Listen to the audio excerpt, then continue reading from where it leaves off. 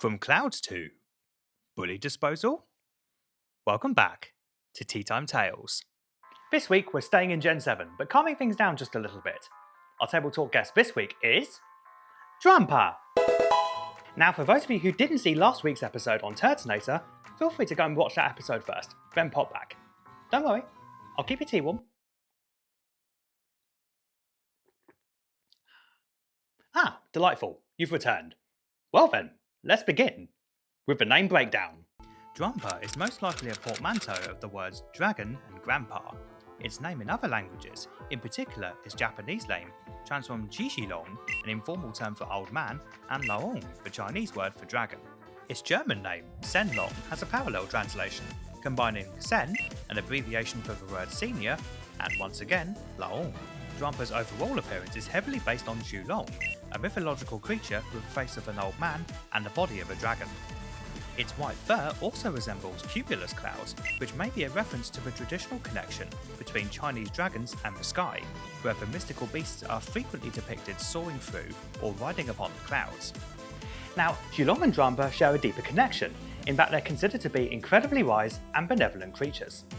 This is very fitting for our guest, as according to its Pokedex entries, Drampa possess compassionate personalities and love communicating with other Pokemon and humans, especially children. So much so that parents don't worry when a Drampa is around, because they are willing to protect their children at any cost. I suspect this deep desire for connection has something to do with the fact that Drampa live entirely alone in the mountains 10,000 feet above sea level. The berries they eat don't grow at this altitude, so they must descend to the base of the mountains daily at dawn, hence why they like to socialise as much as they can before heading back up. Now, it is heartwarming to know, but our guest is so well mannered. However, I have heard rumblings that isn't always the case. Its Pokedex entries also state that if a child under Drampa's protection is being bullied, it will actively seek out the bullies and burn their houses down? Yikes! Drampa, ease up on the wanton destruction, would you? I mean, a stern talking to would have sufficed. Look, I get it. 100% agree with you, bullying is a big no-no, but can you just please dial it back a bit on the levelling of the local neighbourhoods, please? Just a brief return to our guest's design history. Drampa was designed by Hitoshi Ariga, a highly prolific artist who's designed a lot of Pokemon. Ariga's artistic prowess doesn't stop there either. He also is very well known for illustrating the massive amounts of manga for the Mega Man series. This is largely how fellow artist Ken Sugimori found his work, and invited him to work on Pokemon X and Y, designing Amora, Aurorus, Tyrant and Tyrantrum, just to name a few. Not only this, he's had a hand in pretty much everything Pokemon related. He's even heavily been involved with the character sprite designs for Pokemon Unite as well. But most importantly, he returned for Legends EA, and I'm going to introduce that Pokemon in my latest segment. A segment that I'm going to call A Storm in a Teacup. I mentioned earlier that Drampa's base form was based on the Cumulus Cloud. Mega Drampa's form changes drastically, shifting to represent the Cumulonimbus Cloud, better known as a Storm Cloud. These clouds are normally dense, towering, vertical, and are heavily associated with extreme weather, including lightning formation. This is also highlighted in our guest ZA Pokedex entry, where he's able to manipulate the atmosphere to summon storms. Mega Drampa's design is likely a nod to another Chinese mythological being called Shenlong, the dragon god of the tempest and master of rain. In mythology, Shenlong is considered to be a direct equal to Zhulong, whom we mentioned earlier. What's interesting here is upon Mega Evolution, Drampa looks more youthful, more energised, and that's not by chance. Upon evolving, its cells rejuvenate, allowing it to seemingly de-age. Not only that, its temper seemingly becomes more hostile, gains 4 more visible fangs, and for some reason gains a mohawk and 2 more mustaches. Mustaches aside, our guest may also have ties to the biological concepts of atavism, which refers to an organism reverting to ancestral evolutionary traits or behaviours previously thought to be lost. This untamed ancestral energy is perfectly reflected in the gameplay mechanics too. Alongside its awesome new visage, in both its normal and mega form, our guest has access to the ability Berserk, which activates when its health drops below half, gaining a massive special attack boost. Just a quick side note, our guest is one of only 2 Pokemon at the time of today's video that actually have this ability, the other being Galarian Moltres.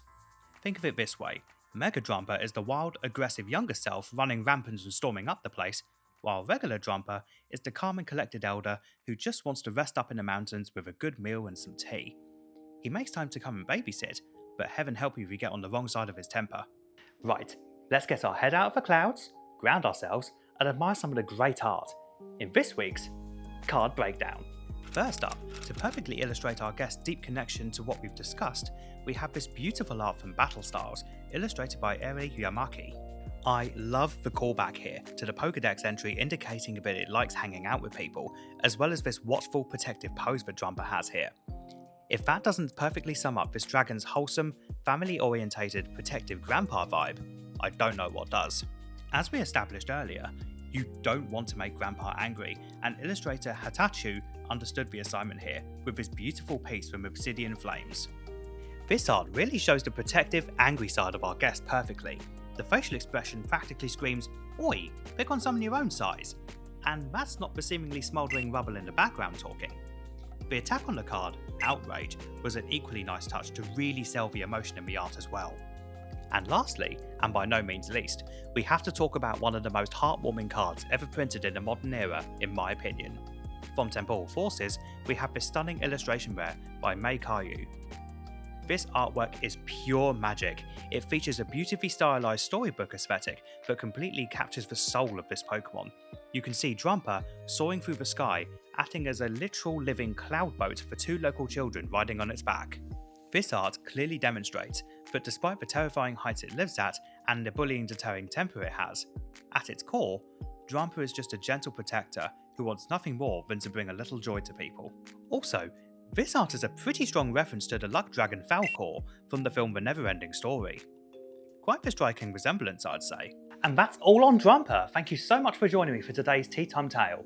If you enjoyed our journey among the clouds and want to see more, feel free to hit that like button, subscribe, and ring the bell so you never miss it for when a new guest joins me for tea. Or, if you want to see more videos done by myself, feel free to check out some of my other works here. Until the next time, have a blessed day, and do stop by again.